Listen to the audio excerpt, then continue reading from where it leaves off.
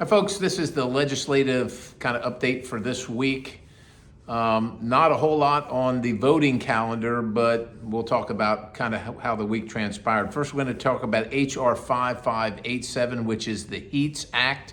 I voted yes on this. This is increasing domestic energy production because right now the Department of Interior requires federal drilling permits for geothermal activities even off of federal lands, which is outrageous and just slows everything down. So in the world of permitting reform, this is a good thing to kind of streamline the process and make sure things don't unduly take as long as they currently do. So I voted yes on the HEATS Act.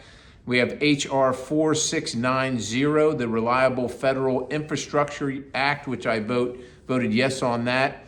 Right now, there's a mandated phase out of federal buildings using fossil fuel generated energy.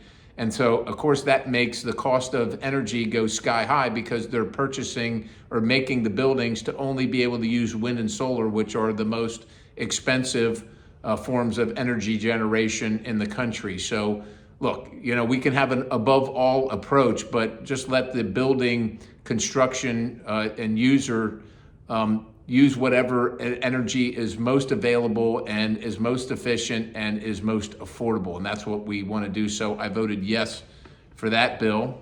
I introduced with Representative Chip Roy from Texas a Congressional Review Act resolution, which is a disapproval of the EPA's Renewable Fuel Standard, or what we call RFS. Right now, the EPA mandates that we blend or use more ethanol than we actually need. So blenders, so your refineries have to actually buy and use more ethanol than we have a market for, which makes everything very inefficient. And quite honestly, we have one refinery left in Pennsylvania down in the southeast, which makes jet fuel, doesn't make gasoline. So since they can't blend ethanol with jet fuel, they have to buy a thing called a RIN, which is just a credit to say that they actually kind of like did buy some ethanol, which all that does is increase the cost of jet fuel. It doesn't help anything. So if we're going to blend ethanol, let's just blend what we need and not blend extra. So that's why we introduced this Congressional Review Act, because we think that this is a bad policy, a wrong policy for this administration and any administration. And finally, we spent the balance of the week trying to work through FISA. FISA is an acronym to describe the Foreign Intelligence Surveillance Act. It is a tool that is used by the United States government to spy on foreign governments and foreign individuals that want to do bad things to America. The reason it's so important is because if we would have had it before 9/11, 9/11 wouldn't have happened. So it's a very useful tool in that regard. The problem is that the intelligence-related activities regarding surveillance of foreigners unwittingly and sometimes wittingly, unfortunately, have captured American persons or American citizens. And that has violated their Fourth Amendment rights. And this is where it has not only affected the current president of the United States, and it's affected members of Congress, United States senators, and just generally of the American people wholesale. There have been thousands and maybe even hundreds of thousands of improper uses. Now, we've gone a long way to clean some of that stuff up, but we have to reauthorize that program right now.